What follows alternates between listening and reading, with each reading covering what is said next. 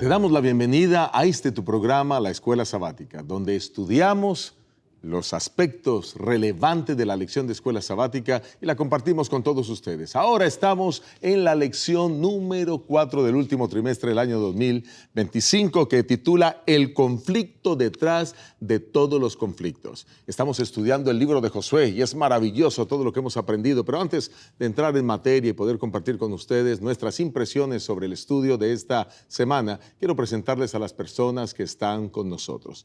Tengo al pastor David Salazar. Pastor, gracias por estar con nosotros. Dios le bendiga, Dios le guarde. Gracias, pastor. Un placer estar contigo y, por supuesto, compartir también con mi hermano Raúl.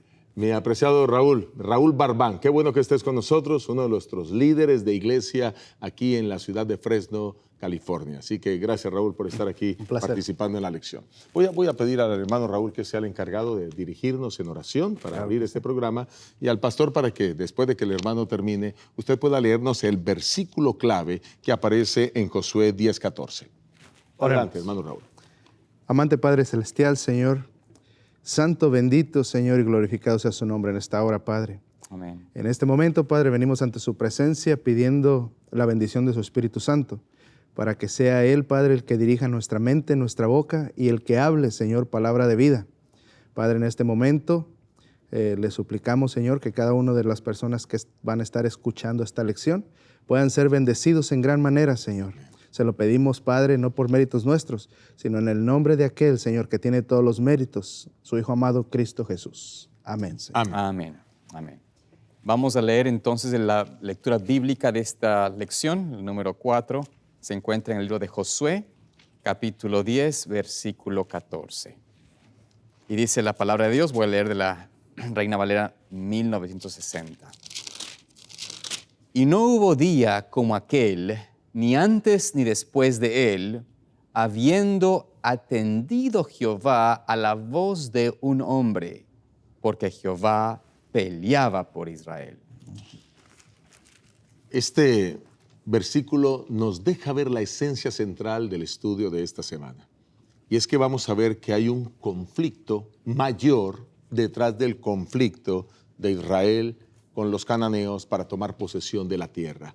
Hay un conflicto con trascendencias universales, pero por supuesto que ese conflicto se trasladó al planeta y deja como resultado esta cantidad de historias. Pero lo interesante es que vemos a un Dios que pelea por su pueblo.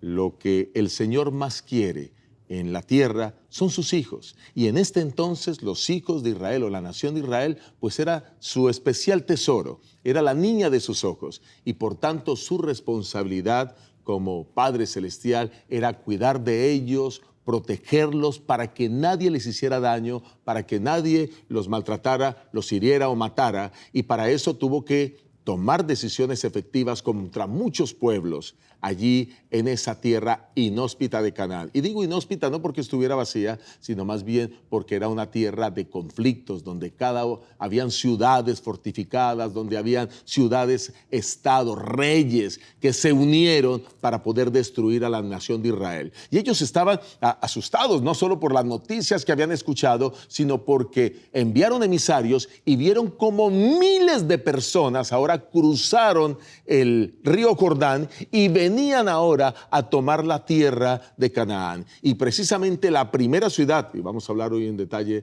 de eso, la primera ciudad a la que llegan pues es a la ciudad de Jericó.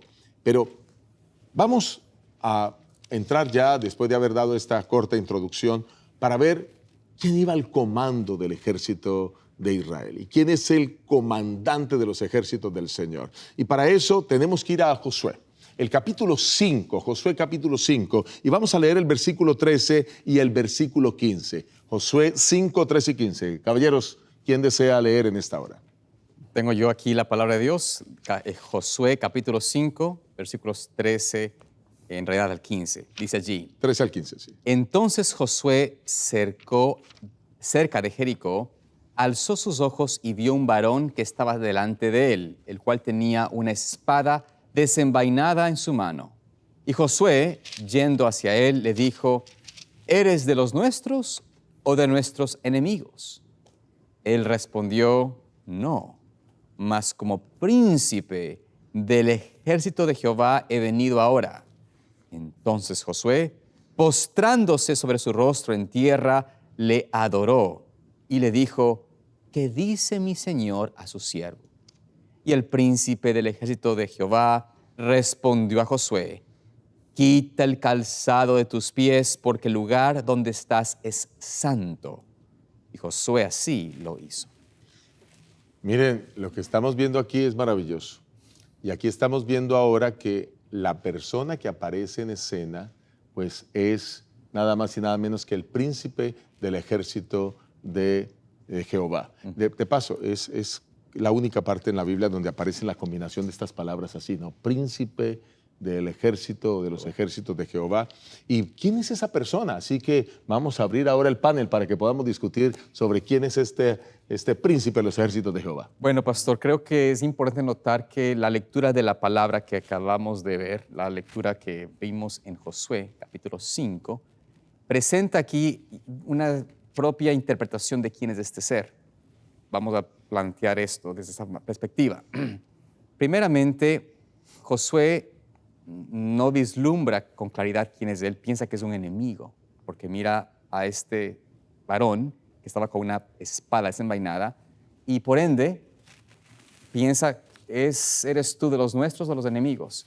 La respuesta de este varón es que él no es un soldado, por decirlo así, no es un combatiente, él es el príncipe, él es el jefe, él es el comandante de las huestes de Jehová. Y la respuesta es que él debe quitar sus sandalias porque donde está este ser, este príncipe, es lugar santo. Y vemos allí en la palabra justamente que Josué se postra y le adora. Así que este no es un ser humano, ni tampoco un ángel divino. Porque los ángeles, podemos ver eso en Apocalipsis, creo que tenemos el versículo ahí específico en Apocalipsis 19. Apocalipsis 19. Y si vamos al versículo 10. 10, correcto, hay una descripción allí del ángel que le está dando la visión a Juan. Y dice allí, yo me postré a sus pies para adorarle. Está aquí Juan tratando de adorar a este ser y él me dijo, mira, no lo hagas, yo soy consiervo tuyo y de tus hermanos que retienen el testimonio de Jesús. Adora a Dios, porque el testimonio de Jesús es el espíritu de profecía. Es decir, la adoración únicamente se le puede dar al Creador, a Dios. A Dios. Es al Padre, al Hijo, al Espíritu Santo, la deidad. A esos tres, a Dios es el único que se le puede adorar. Cuando Josué adora a este ser, tiene que ser uno de los tres. En este caso es Jesús, porque Él es el príncipe de los ejércitos de Jehová. Y de hecho hace énfasis también en lo que pasó con Moisés cuando se encontró con la zarza ardiente, donde estaba el lugar santo.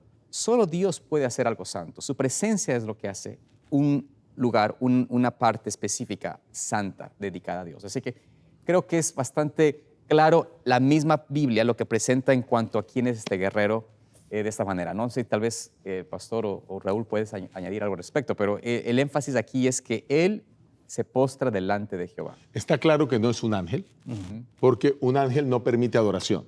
Correcto. Pero este personaje sí permite adoración. Y entonces, si no es un ángel, pues tiene que ser Dios. ¿Y por qué asumimos que es Dios? Porque repite las mismas palabras que le repitió a Moisés. Este lugar es un lugar santo, por favor, quita el calzado de tus pies. Correcto. Por lo tanto, nosotros entendemos aquí que se hace referencia a Dios mismo. Y si seguimos profundizando, vamos a darnos cuenta incluso que este es Cristo preencarnado. Jesús, antes de hacerse hombre, quien tenía la función en el cielo de poder comandar los ejércitos de las huestes celestiales. Hay algunos textos más que pueden ayudarnos a aclarar ese concepto. Y me gustaría que me ayudaran buscando Nehemías 9:6 e Isaías 37:16. Nehemías 9:6 e Isaías 37:16. Vamos primero con Nehemías. Si quieres me ayudas con Nehemías, el capítulo 9, el versículo 6. Claro, hermano que Raúl. sí. Claro que sí, leamos. Tú solo eres Jehová.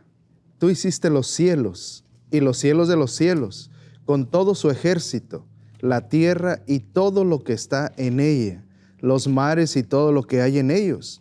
Tú vivificarás todas estas cosas y los ejércitos de los cielos te adorarán. Muy bien, entonces notemos que aquí el creador de todo también es creador de los ejércitos, ¿verdad? Así Aquí es. no está diciendo directamente que Jehová es el líder de los ejércitos, pero nos está hablando de que es el creador de los ejércitos. Ahora miremos Isaías 37, 16. Aquí dice la palabra de Dios, Isaías 37, 16. Jehová de los ejércitos, Dios de Israel, que moras entre los querubines, solo tú eres Dios de todos los reinos de la tierra, tú hiciste los cielos y la tierra. O sea que en ambos textos estamos viendo a Dios como creador, pero también hay un aspecto importante, que es creador y que crea ejércitos.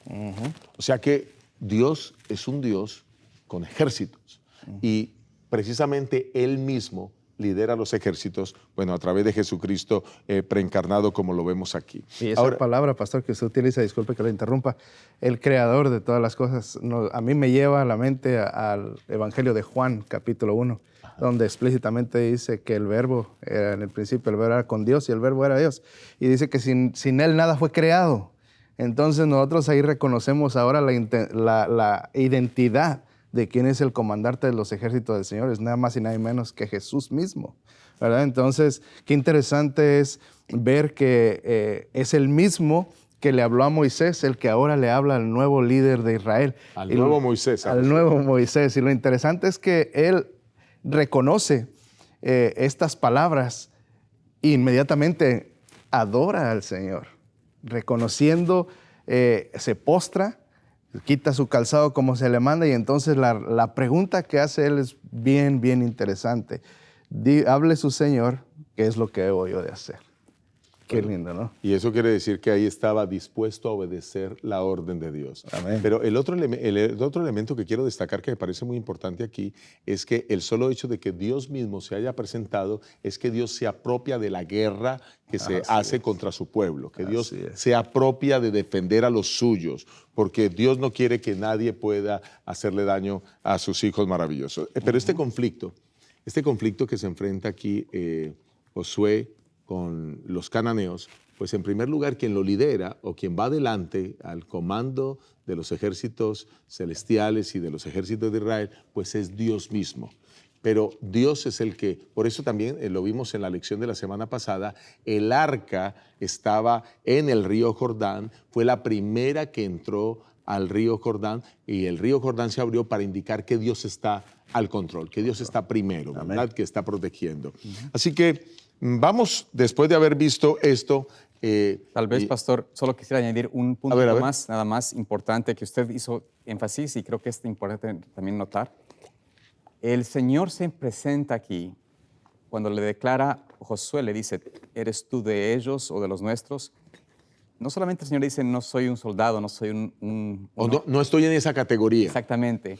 Sino también le dice, mira, yo no estoy sujeto o no estoy solamente en el espectro humano.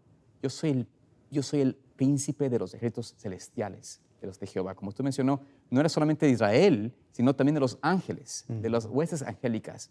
Y eso es importante recordar porque cuando el Señor se presenta a Josué de esta manera, hace eco al verdadero conflicto que está detrás de las escenas.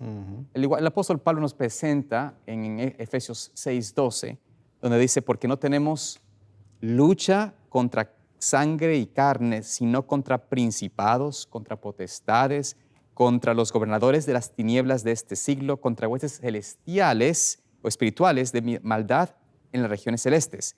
Es decir, tenemos una lucha contra las huestes, digamos, espirituales, contra estos elementos que están detrás de la escena. Y el Señor se presenta como el príncipe del lado del Dios, del lado que tiene la victoria garantizada. Y por ende, todo aquel que busca al Señor. Y lo interesante es que Josué estaba aquí buscando dirección en su vida. Tenía delante de él una vasta nación, una región del mundo donde tenían que conquistar. Y él estaba buscando la dirección de Dios. Él no se sentía capaz. Y Dios se encuentra con él personalmente y le dice, mira, yo voy a estar adelante de todas las cosas.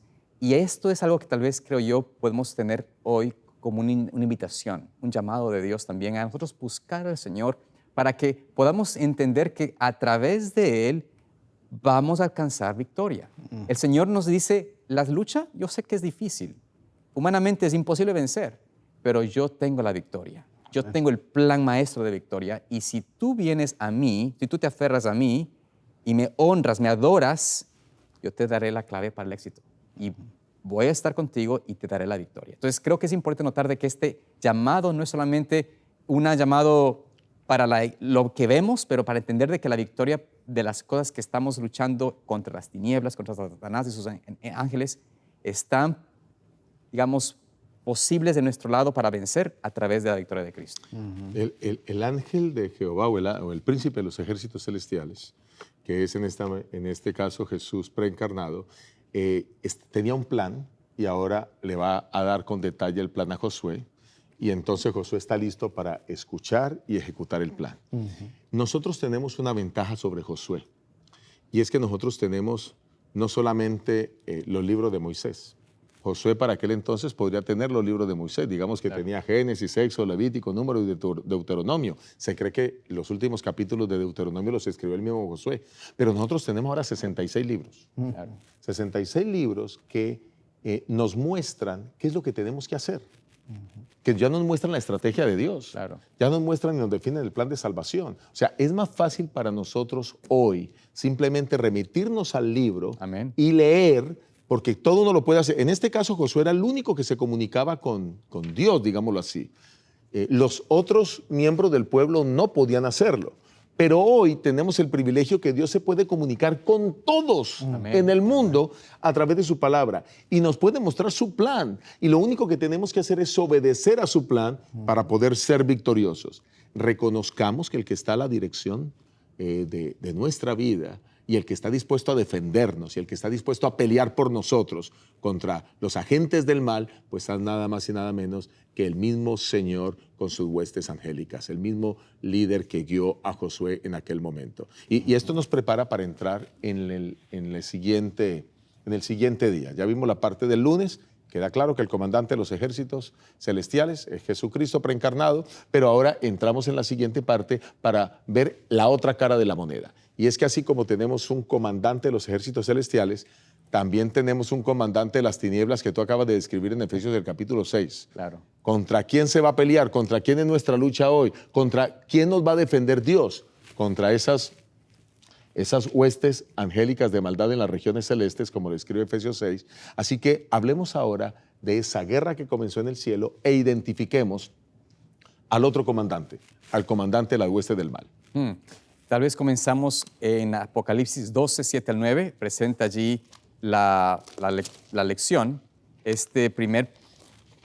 Interesante que vamos a Apocalipsis para hablar del inicio, pero básicamente nos presenta allí lo que pasó en el cielo. Porque en el cielo, antes de que la tierra cayese en pecado, hubo un conflicto en el cielo. El conflicto se originó en el cielo y fue entre dos poderes, ¿no? En el versículo 7 presenta allí de Apocalipsis 12 lo siguiente: después hubo una gran batalla en el cielo, Miguel y sus ángeles luchaban contra el dragón y luchaban el dragón y sus ángeles, pero no prevalecieron, hablando de los ángeles malignos del dragón.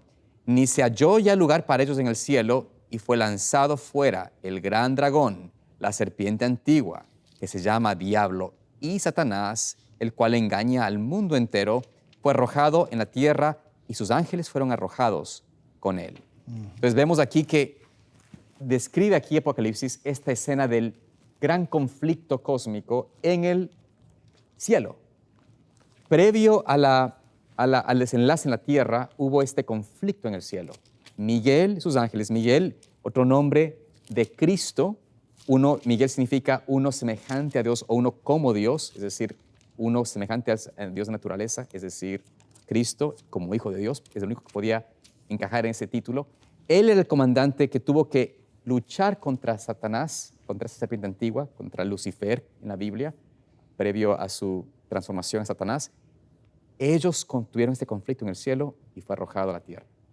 Comenzó el conflicto en el cielo. Ahora sí podemos ir a qué pasó, quién es el autor del conflicto, ¿no? del mal. La Biblia nos describe ahí al gran dragón, pero la lección también nos lleva a Isaías 14 y ahí nos da otra vislumbre de quién es este ser. Entonces, quiero leerles para ustedes desde el 12 al 14. Adelante, adelante, hermano Raúl. Claro que sí, dice, ¿cómo caíste del cielo, oh lucero, hijo de la mañana? Cortado fuiste por tierra, tú que debilitabas a las naciones. Tú que decías en tu corazón, subiré al cielo. En lo alto, junto a las estrellas de Dios, levantaré mi trono. Y en el monte del testimonio me sentaré a los lados del norte. Sobre las alturas de las nubes subiré y seré semejante al Altísimo. Mas tú, derribado eres hasta el Seol, a los lados del abismo. Vamos a detenernos aquí. Entonces aquí describe este ser, ¿no? Que a veces cuando nosotros escuchamos la palabra guerra en el cielo, nosotros podemos pensar que Dios es el creador de todos estos conflictos, ¿no?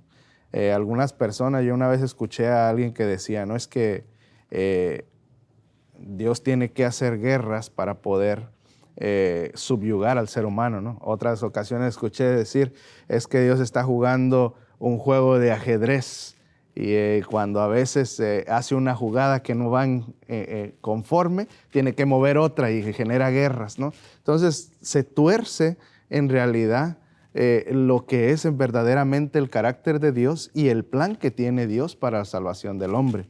Entonces cuando nosotros vemos desde esa perspectiva, no encontramos a un Dios de amor, encontramos a un Dios que exige, que es sádico, que mata a miles de personas, ¿no? Incluso yo he escuchado comentarios de algunos que dicen, ¿cómo un Dios de amor puede matar a toda una generación de seres humanos en el diluvio? No es así en realidad. Cuando nosotros vemos esta guerra detrás de bambalinas, lo que está sucediendo en realidad, dónde comenzó esta guerra, nosotros podemos comprender ahora por qué de toda esta actuación, por qué Dios tiene que permitir que esto suceda ahora. Entonces, esto es interesante. Este ser habitaba en el cielo, aunque ahí se refiere al rey de Babilonia, está escribiendo Isaías una paradoja, está escribiendo una parábola, pero el rey de Babilonia no pudo haber estado en el cielo. No pudo haber estado en el cielo, o sea que esas palabras no se aplican. No se aplican a él, entonces inmediatamente nos lleva a Apocalipsis a entender quién era este ser.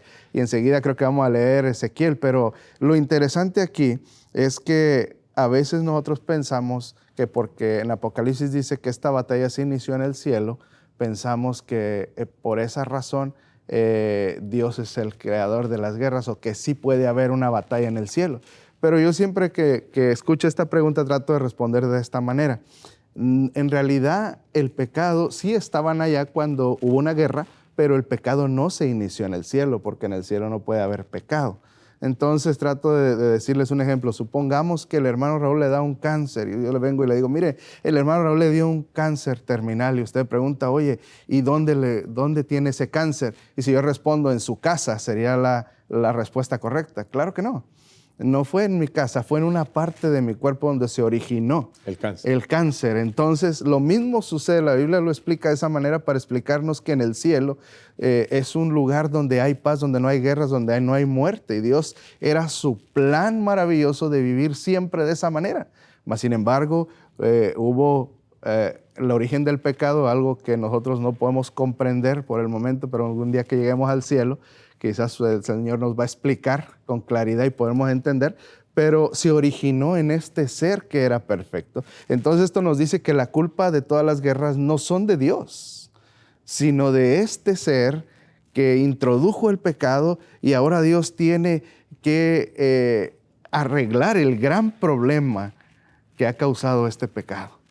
¿Sí? Entonces, cuando vemos desde esa perspectiva el asunto de la guerra en el cielo, nosotros vamos a tener un entendimiento más claro sobre lo que el plan de Dios y cómo Él es el guerrero, el que guía, el que tiene el plan, como decía en el tópico anterior, que era el comandante porque Él tiene un plan desde el principio para lidiar por esto. No es que lo haya agarrado con la guardia abajo, sino que Él ya estaba listo para enfrentar el problema. Ahora, el detalle es que Él dice ahí que descendió del cielo y cayó, ¿en dónde? En esta tierra.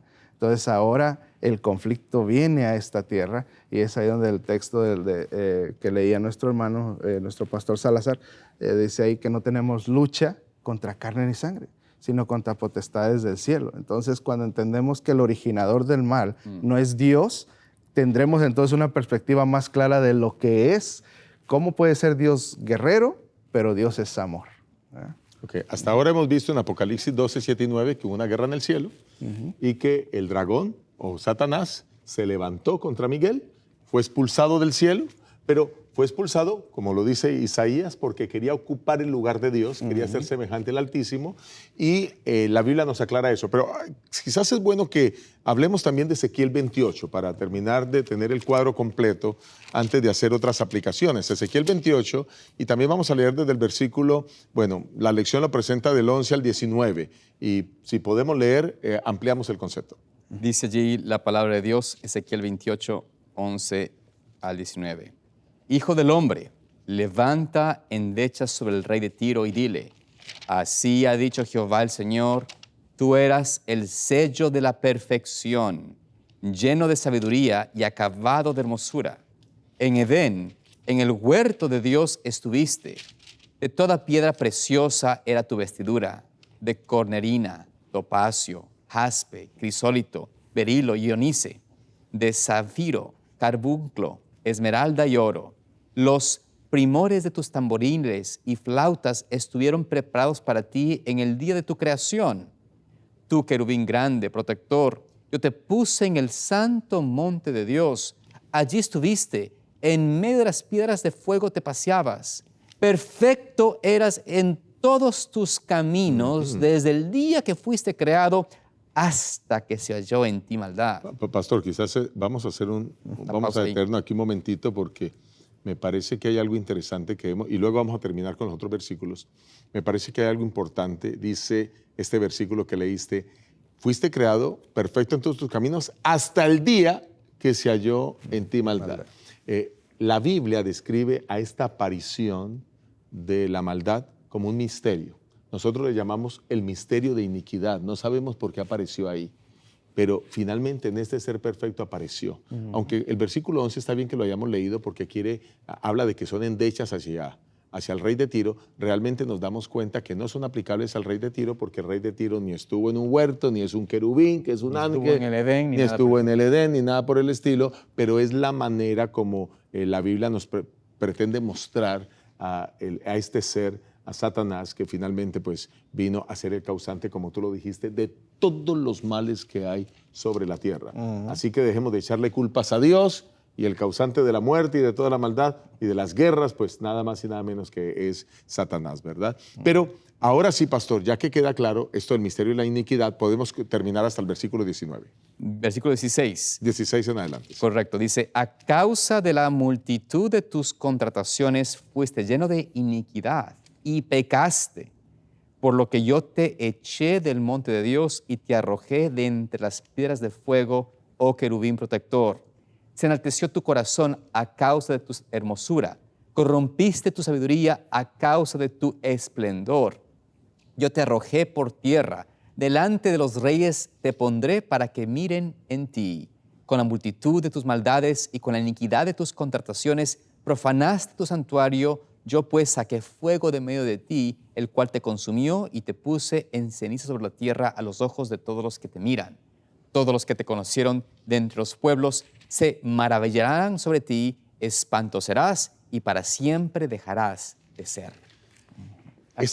Sí, pastor, adelante. No, aquí vemos, pastor, quería acotar nada más de que esta descripción de este ser que acabamos de ver es el mismo ser, la serpiente antigua, el mismo querubín, el mismo Lucifer, que se menciona allí, lucero a la mañana en Isaías.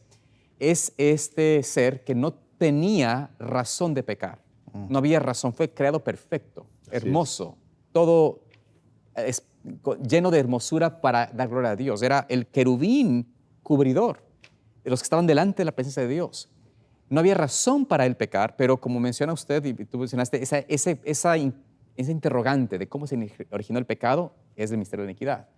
Pero notamos de que el pecado se origina en él y el origen del pecado causa el conflicto en el cielo, donde el Señor tiene que echarlo, sacarlo de esa experiencia o de ese lugar, y es eventualmente arrojado aquí a la tierra. Ahora, algo que quería notar con este aspecto es de que nosotros podemos, y mucha gente dice, bueno, pero si Dios sabía, porque Dios todas las cosas sabe, ¿por qué es que creó a Lucifer?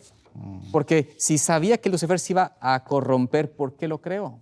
Hay que comprender de que hay un principio incrementable para el Señor mismo, y es el principio de cuando Él crea a los seres, les da, para que puedan ellos amar, tiene que existir libre albedrío. O sea, no puede haber alguien que ame obligado a amar, programado a amar.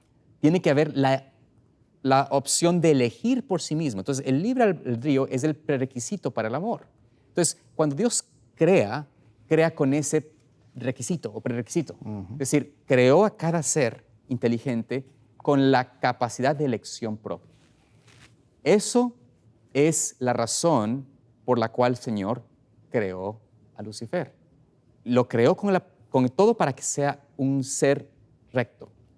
Pero Él escogió, como dice aquí la palabra, se llenó de suficiencia propia, de orgullo, dejó que el orgullo crezca en su corazón, nazca en su corazón, y por ende cayó en el pecado, cayó en la iniquidad. Y por eso es que el Señor no es el culpable en ninguna forma, sino que es algo que tiene que haber cuando el Señor crea y crea gentes inteligentes. Seres inteligentes tienen que tener la elección, el poder de elección, el libre albedrío. Así que está claro que detrás del escenario que tenemos de Josué con los cananeos, hay un escenario mayor aún de conflicto. No es solo la guerra entre Israel y los cananeos para la tierra prometida, sino es que ahora hay una guerra, un conflicto cósmico con un general, comandante de los ejércitos celestiales, que es Miguel, que es Jesucristo, y con un comandante de las fuerzas del mal, que es Satanás mismo, y que ahora están enfrentados. Vale la pena aclarar, y esto para todos nuestros televidentes, la pena aclarar que nosotros como Iglesia Adventista creemos algo que también cree la NASA. ¿Y qué es lo que creemos que cree la NASA? Que hay vida en muchos otros planetas. Y lo creemos por la revelación profética a través de Elena White y por algunas citas que también nos muestra la Biblia, especialmente en el libro de Job, el capítulo 1. Pero creemos que hay otros planetas con vida donde hay seres que nunca pecaron. Pero aquí en el planeta Tierra fue restringido Satanás y la maldad para que no contaminara más el mundo. Y entonces, pues nosotros hemos sido víctimas de eso, pero ese problema ya tiene una solución, y es que para eso se diseñó el plan de salvación. Y por eso también es que Dios protege a los que le aman, con el libre albedrío que tú hablaste ahora, Pastor Salazar. Ellos, los seres que amamos a Dios, entonces Dios pone un cerco protector en nosotros para protegernos, a pesar de que muchos quieran hacernos daño. Eso es lo que sucede en el libro de Josué. Vemos tantas guerras y a veces echamos la culpa de estas guerras. Mira todas las matanzas que Dios hace. Y yo no veo eso aquí. Lo que estamos viendo es otro concepto, y es Dios protegiendo. Pero bueno, ese comentario lo hago para que podamos adentrarnos ya en la parte del martes, excepto que ustedes tengan algo más que comentar de la parte del lunes. No, pastor, creo que en realidad esto nos presenta la necesidad, el conflicto, el origen del pecado y del mal, presenta la contraparte del Señor de cómo contrarrestar a ese mal. Dios tiene un plan donde Él diseña y traza un plan, y por eso ya presentamos al Señor como el Señor, el comandante de los ejércitos, pero ahora hay que comprender de que ese plan no solamente es de salvar y de redimir, pero también de dar victoria a su pueblo sobre este ser caído, este ser que es del origen del pecado. Entonces, por ende, ahora entendemos por qué hay que comprender, o sea, entendemos el mal, el origen del mal, ahora vamos a ver cómo el Señor es un Señor guerrero, listo para darnos la dirección de victoria. Muy bien, pues miremos ahora esta parte tan extraordinaria. El Señor es un guerrero. Claro, y Él es un guerrero para cuidar de quienes, para proteger a quienes. Pues vamos a entrar en esto, y para eso vamos a mirar algunos textos de la Biblia. Quiero que por favor vayan con nosotros a Éxodo, el capítulo 2, el versículo 23 y 25. Éxodo, el capítulo 2, versículo 23 y 25. Y vamos quizás a mirar otros más que nos van a permitir comprender por qué Dios es un guerrero. Si alguien ya lo tiene, adelante. Éxodo 2, 23 al 25. Muy bien, dice la palabra de Dios. Aconteció que después de que muchos días murió el rey de Egipto, y los hijos de Israel gemían a causa de la servidumbre, y clamaron, y subió a Dios el clamor de ellos con motivo de servidumbre. Versículo 25. Y miró Dios los hijos de Israel, y los reconoció Dios. Muy bien, cuando Dios tiene, ¿por qué Dios tiene que pelear? Y bueno, ya sabemos contra quién tiene que pelear, pero ¿por qué tiene que pelear? Tiene que pelear porque hay hijos que le aman por ese libre albedrío, hay hijos que claman por su protección, y aquí tenemos a la nación de Israel que está clamando y está pidiendo que el Señor haga algo, que Dios se manifieste, y comienza la guerra. ¿Y contra quién peleó Dios allá? Pues nada más y nada menos contra esos dioses falsos y que son, a ver, esos dioses falsos que no son otra cosa que el mismo Satanás. Ya lo vamos a mostrar a continuación y con eso todo lo que ascendió. Pero miremos antes de pasar allá, Éxodo 12:12, por favor. Éxodo 12:12. Dice aquí la palabra de Dios, Éxodo 12:12 y versículo 13, dice, pues yo pasaré aquella noche por la tierra de Egipto y heriré a todo primogénito en la tierra de Egipto, así de los hombres como de las bestias, y ejecutaré mis juicios en todos los dioses de Egipto. Yo, Jehová. Mira, esa parte es fundamental. El Señor ejecutará los juicios ¿sobre quiénes? Sobre Los dioses. Todos los dioses de Egipto. Y aquí hay un punto que queremos aclarar. Todos los dioses de Egipto no son otra cosa que representaciones de demonios. Cada vez que una persona en el mundo, en cualquier época del mundo, ha adorado a un dios falso, ha estado adorando a Satanás. Satanás. En otras palabras, adoración a dioses falsos es igual que adoración a Satanás. ¿A quienes adoraban los egipcios? A Satanás. ¿Eso es cierto? Muestra. Claro, vamos a mostrarlo en la Biblia. Dos textos, Levítico 17:7 y Deuteronomio 32:17. Vamos primero con Levítico 17:7, perdón, y luego Deuteronomio 32:17. ¿Qué dice Levítico 17:7, hermano Raúl Barbán? Dice, y nunca más sacrificarán sus sacrificios a los demonios, tras de los cuales han fornicado. Tendrán esto por estatuto perpetuo por sus edades. Cuando sacrificaban a los dioses falsos, ¿a quién estaban sacrificando? A los demonios. A los demonios. Ese es buen punto. Pero ahora miren lo que dice, pastor, Deuteronomio 32:17. Dice la palabra de Dios aquí en Deuteronomio 32:17.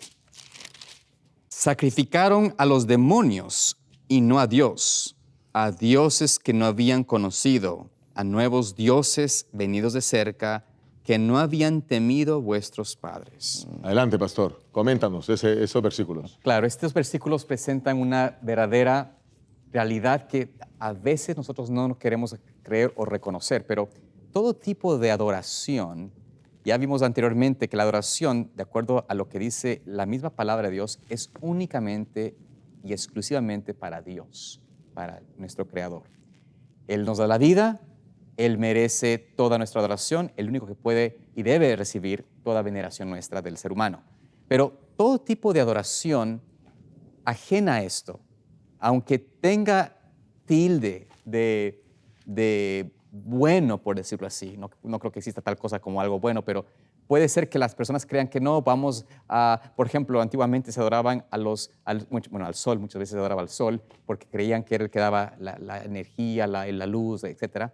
Pero esa era una creación de Dios, y Dios decía, quien adora esto es una abominación, es algo abominable, es en realidad una falsa adoración, y por ende, el que trae la mentira es Satanás. Así que aunque adoras al sol, estás adorando realmente al que envía ese engaño, que es Satanás. Igual con los ídolos. Uno puede tener imágenes aún de personas o de seres buenos, de seres humanos quiero decir, pero es una imagen, de acuerdo a la palabra de Dios, que quita la idea de nuestro Creador y la pone a la mente o lo rebaja a una forma humana, lo cual no puede ser dado. Entonces, por ende, toda adoración, todo culto, toda idolatría es en realidad una adoración al quien promueve la mentira, que es Satanás. Lucifer, Satanás eventualmente quiso ser como Dios, quiso que la gente le adorase. Entonces, la manera como Satanás obtiene esto es de dos formas.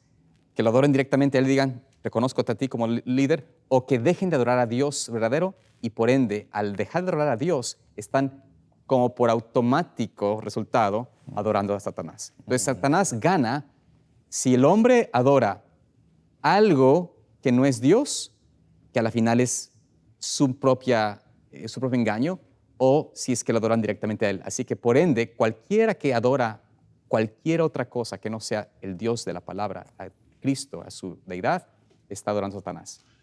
Qué buen punto y gracias por la aclaración, pastor. Si ustedes tienen acceso a la tecnología, pueden usar herramientas de consulta como ChatGPT o pueden usar herramientas de consulta como Google y simplemente escribir ahí cuáles son los dioses egipcios a los que Dios atacó con las 10 plagas.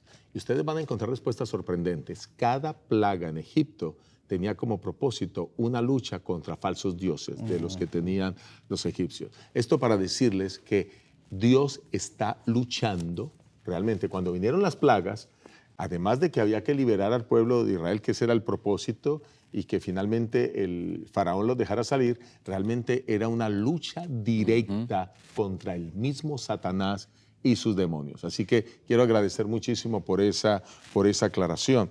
Ese es el Dios. Dios no puede, miren hermanos, Dios no puede permanecer neutral. Y pastores, Dios no puede permanecer neutral. Dios es un Dios que toma acciones para beneficio de los hijos. Y nosotros tampoco podemos permanecer neutral. O usted está con Dios o no está con Dios, así de simple. O usted toma la decisión de ser un hijo de Dios y prepararse para ir con él por la eternidad o no. Pero ya con esto que hemos visto, pues ahora vamos a entrar en la siguiente parte, que es la parte del miércoles. El Señor luchará por ustedes. Entonces ya sabemos que Él está luchando. Bueno, primero sabemos en la parte del domingo que Jesús es el comandante de las huestes celestiales. Correcto. En la parte del lunes, la contraparte, la otra cara de la moneda, que Satanás es el comandante de las fuerzas satánicas. Luego tenemos contra quién es la lucha. En la parte del martes, pues Dios es nuestro guerrero y lucha contra Satanás. Y eso es lo que está en todo el escenario. Pero ahora vamos a mirar que Él lucha por nosotros. Por nosotros. Bueno, y en aquel entonces por el pueblo de Israel, pero cuando digo por nosotros me refiero a los hijos de Dios a través de todas las edades. Hablemos un poco de ello, abramos la discusión. Vamos, pastor, quizás aquí a ver en el libro de Deuteronomio.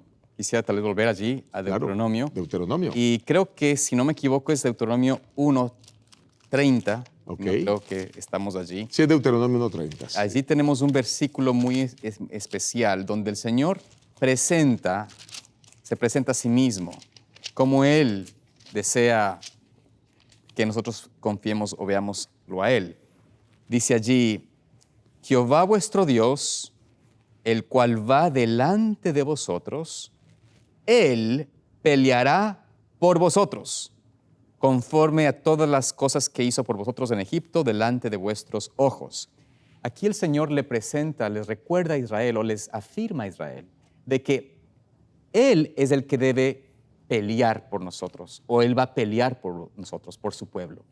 Es importante reconocer de que Él está aquí dando una indicación muy clara. Él tiene que ir primero, adelante de ti. Si tú quieres adelantarte al Señor, no puede pelear por ti. Entonces, nosotros tenemos que tener eso en mente muy claramente, ¿no? ¿Cómo puedo yo tener victoria, obtener la certeza de que voy a alcanzar el objetivo que Dios quiere para mi vida? Bueno, sigue a Cristo y sométete a su dirección. Tú no mandas tu vida, sométete a Cristo para que Él dirija tu vida. Así vas a alcanzar la victoria. Pero si yo digo, bueno, yo esto es suficiente y voy a dar mi manera a mi manera, yo voy a seguir la religión a mi manera. Mucha gente hace esto sin decirlo de una manera tan abierta, pero básicamente hacen esto, ¿no? Yo ya conozco mucho la Biblia. Entonces empezamos a racionalizar y en vez de estar sometidos a Dios, decimos, pero eso una vez al año no hace daño. Decimos, ¿no es cierto? Algo así que no es tan importante o no es algo de salvación, mi hermano. ¿Por qué es usted tan dogmático en las cosas, no? Si hago esto o aquello, no es para salvar mi salvación. Esa mentalidad es una mentalidad pecaminosa, satánica, porque está indicando de que usted quiere dirigir su vida y no que Dios dirija. Entonces, claro, ¿va a tener victoria? No. Así de sencillo. Va en realidad a caer en la transgresión, en el chasco, porque nos separamos de Dios. Tiene que estar Cristo guiándonos y usted siguiendo de cerca a Cristo. No puede irse ni adelante de Jesús y tampoco quedarse atrás y decir, bueno, a la distancia le sigo. No es tal cosa. cerca de Cristo, y por eso la relación, el llamado de Cristo es caminad conmigo, tomad mi yugo. El yugo significa estar junto al Señor, ¿no? Imagínense una persona que se case y estar a la distancia. Un matrimonio así no va a durar. Que vivan separados a la distancia no funciona. Es importante que estén juntos. Y la relación de Cristo es así. Yo junto con Cristo, Él siendo mi guía. Una de las cosas que me gustaría resaltar, pastor, en los versículos que acabaste de leer, bueno, en el versículo que acabaste de leer, que es Deuteronomio 1:30, es que este versículo se da en el contexto de la misión de los 2 espías. Fueron los 2 espías enviados y algunos de ellos vinieron diciendo, no, pero mira, ahí hay gigantes, ahí hay esto. Y en ese contexto es que ahora se dan estas palabras. Y Jehová vuestro Dios, el cual va adelante de nosotros, Él peleará por vosotros conforme a las cosas. O sea, estas son palabras para decir, mira, Dios va a guiarnos en la conquista de la tierra. No importa que hayan gigantes, no importa lo que haya en la tierra, Dios estará con nosotros. Así que no tengan temor, no tengan miedo. Vamos adelante en el nombre del Señor. Pero lastimosamente ustedes conocen la historia, solo 2 de esos 2 espías pues creyeron esta palabra y los demás pues lastimosamente no. Y ahora yo quiero que leamos otro texto que es Deuteronomio 3:22. Deuteronomio 3:22, donde nuevamente se repite la lucha que Dios quiere dar por nosotros. Deuteronomio 3:22. Dice la palabra de Dios, no los temáis, porque Jehová vuestro Dios es el que pelea por vosotros. Así que, coméntanos un poco más de esto. Sí, claro, pastor. Aquí es interesante. Aquí algunos ven a un Dios de guerras, pero yo veo un Dios de amor. ¿Por qué luchar? ¿No? Preguntan unos, ¿por qué tiene que haber guerras? Bueno, si Dios no nos amara, no pelearía por nosotros. Sí. Pero el hecho de que Dios pelea por nosotros, tiene que haber un conflicto. O sea, ¿cómo voy a permitir yo que le hagan algo a alguien que yo amo sin mover las manos? Claro que no se puede. Entonces Dios muestra su amor y su misericordia y le dice al pueblo, mira, no te preocupes de ningún detalle. Yo voy a pelear tus batallas.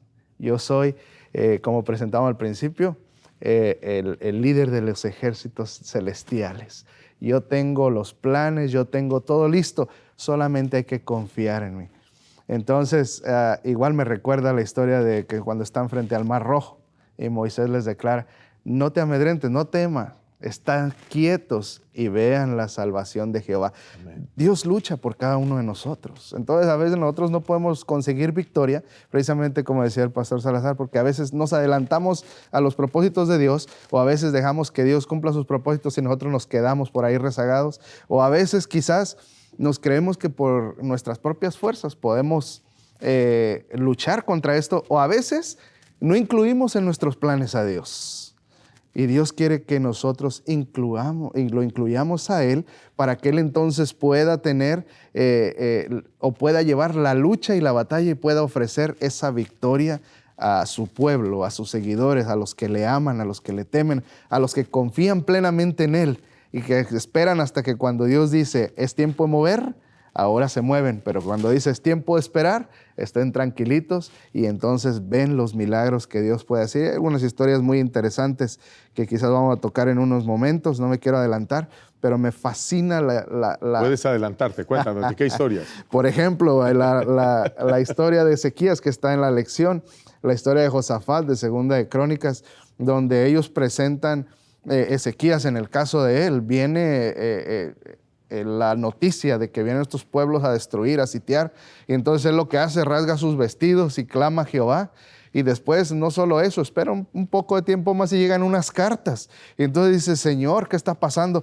Y va al templo y presenta los planes aquí, y eso es interesante porque a veces nosotros estamos sumergidos en el pecado, y nunca le presentamos a Dios las amenazas del pecado contra nosotros. Entonces, ¿cómo puede luchar Dios por nosotros si no le permitimos? Sino como Josafat abrió su corazón, Señor, yo no puedo. Yo entiendo que esta lucha no solamente es contra ellos, sino es más allá. Y tú eres el único que puede ayudarme. Si nosotros abrimos nuestro corazón, clamamos a Él de esa manera, entonces Dios va a luchar por nosotros. Y no solamente va a luchar, nos va a otorgar la victoria. Amén, gloria a Dios. Muchas gracias por eso. Dios lucha por cada uno de nosotros. Y mira, yo voy a quizás dar una ilustración aquí que aunque es fuerte, va a tratar de aclarar este concepto.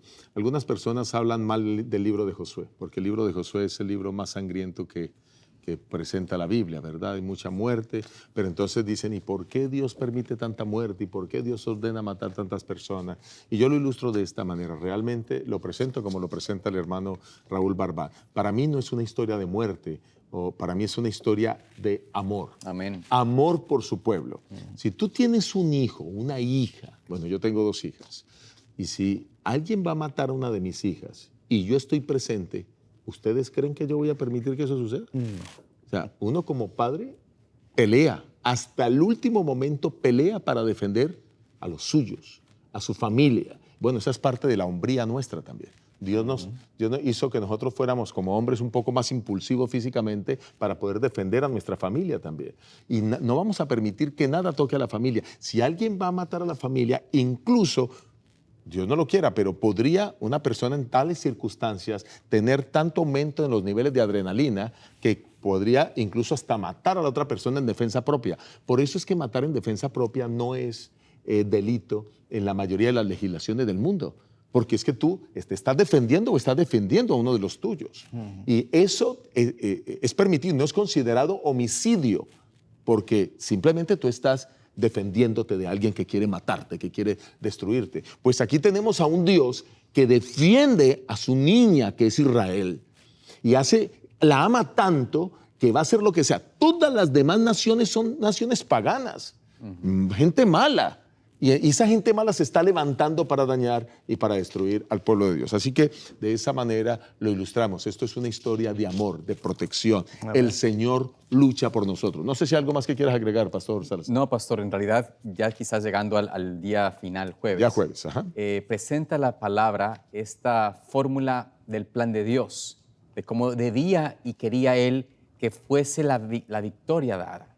Si Israel se sometía a su dirección, les dio el ejemplo y el modelo de Jericó. Y qué lindo ver que esa historia, cuando se cuenta a los niños, a nosotros ahora mismo, nuestros pequeños, es una historia que impacta. Ver que una ciudad fue derrotada, que las murallas de una ciudad gigante, poderosa, fueron colapsadas solamente por seguir la dirección de Dios. ¿Qué tenían que hacer ellos? ¿Usar espadas? ¿Usar armas? Tenían que seguir la dirección divina. Parecía absurda. ¿Cómo puedes tú conquistar una ciudad dando vueltas a ella y en silencio? Y solamente venir en el último día 7 veces y tocar trompeta. O sea, parece absurdo, pero esa era la fórmula del Señor. El modelo original de Dios, que es el modelo que tenemos que quizás entender que Dios desea que vivamos hoy en día. Es decir, siguiendo su modelo, hay garantía de victoria y 0 casualidades. Pero tristemente Israel no tomó ese modelo a pecho. Lamentablemente ellos vieron el modelo de Jericó, pero no mantuvieron ese mismo modelo en su totalidad. Y Dios tuvo que entonces usar, voy a ponerles a que peleen. Les va a tocar ver con ellos mismos la sangre que se derrama del inicuo, del pecador, del que está entregado al pecado. También como una forma de Dios de preservar y se den cuenta de lo que lleva el pecado. Pero creo que es importante notar de que Dios desea que nosotros hoy comprendamos este plan hermoso de redención, que en Cristo hay victoria, que unidos a Cristo, la victoria de Jericó puede ser una victoria real en mi vida y en la tuya. Amén. Hay algo importante en esta historia de Jericó y es que el pueblo tenía una parte trascendental que hacer. Porque realmente no fueron los gritos del pueblo los que tumbaron las murallas, fue el poder de Dios. Amén. Todos los grandes milagros de las victorias de la conquista de Canaán fue solamente el poder de Dios. Así es. Y lo que Dios, aunque el pueblo de Israel tuvo que pelear, Dios quería que vieran que la gran batalla la peleaba Él y que las grandes conquistas las alcanzaba Él. Ha sido una lección tremendamente impactante esta lección y nos preparamos para la que viene, porque la lección que viene va a estar igual de fascinante. Dios pelea por ustedes. Dios nos ha demostrado a través de la historia de Josué o las historias que hemos visto aquí en el libro de Josué, cómo Dios quiere pelear por ti y darte la victoria desde ahora y para siempre. Así que estudia su palabra, concéntrate en Él y pide a Él para que te lleve victorioso a la Canaán celestial. Dios te bendiga, Dios te guarde. Apreciado amigo, quiero invitarte para ser parte de este evento tan importante que tendremos este año, que es el Congreso Anual de Zoom TV. Va a ser en Lake Arrowhead, allí en el sur de California, y quiero que hagas planes de asistir. Si estás en este país o vives cerca del sur de California, en la zona de Los Ángeles, no dejes de asistir y ser parte de este hermoso congreso donde tú podrás aprender de la palabra de Dios. Espero verte, así que inscríbete. Dios te bendiga.